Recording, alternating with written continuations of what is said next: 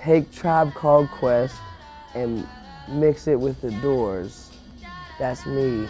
You can check it out in the next issue of Forbes. Oh!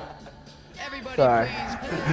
I feel like $1,000,000, but my money don't really feel like I do. And from the ground I built my own damn buzz. People was amazed I was still in high school, but now I'm L. And money what I'm about, trying to get so much that I can't keep count. So you got 1 million plus Twitter followers, you got over 200 million YouTube views, and you're the first indie act in over a decade to have a #1 album out. When did you realize, like, damn, I made it?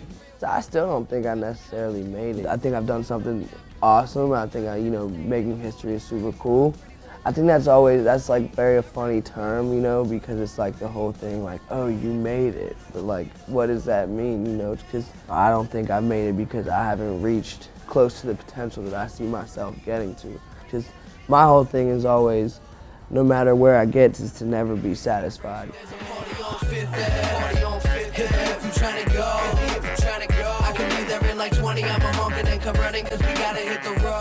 There are a lot of people putting on mixtapes these days, especially with YouTube and such. It's a lot easier to kind of get your content out. If you could pinpoint a couple of things you've done to kind of differentiate yourself, from the crowds of people doing the same thing, what do you think it would be?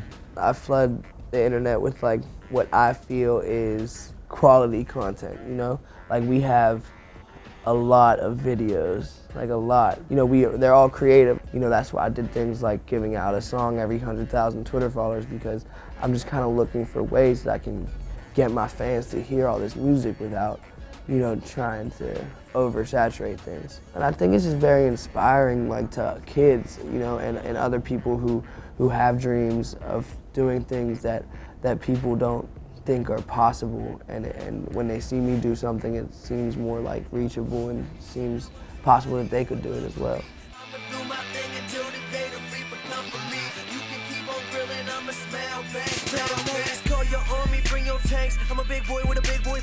You talked earlier about YouTube, and your videos have been, I think, a pretty big driver of your success. They're really well done, and they're really wacky. I mean, where do you get the inspiration for those videos from? I always thought I would look corny if I was in like the type of rap video that in the club with like girls and all that type of stuff. I don't think that I could really pull that off. My whole thing was, we always think it's more fun and better just to go outside the box and try and like use our videos to show cool concepts with the songs. Like the Frick Park Market video, it shows something about that song that people might not have thought about from first. But I think that's something very important, is to shoot creative videos. Anything you need, you can find it at the market. Anything you need, you can find it at the market. People compare you sometimes to Eminem, or I guess I just did, to the Beastie Boys, Wiz Khalifa. What do you make of all these comparisons, and how does it kind of play into going forward?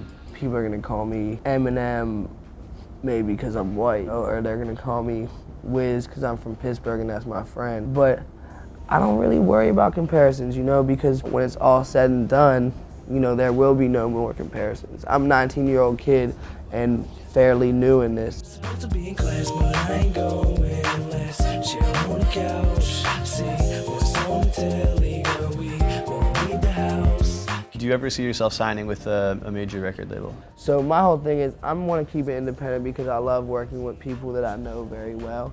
But, if I reach a point where there's things I can't do, which we haven't reached that point yet, but if I ever reach a point where there's something I can't do and I need some help from a major, who knows? I'm not on like anti-major, like I hate the majors, like I'm not that type of person.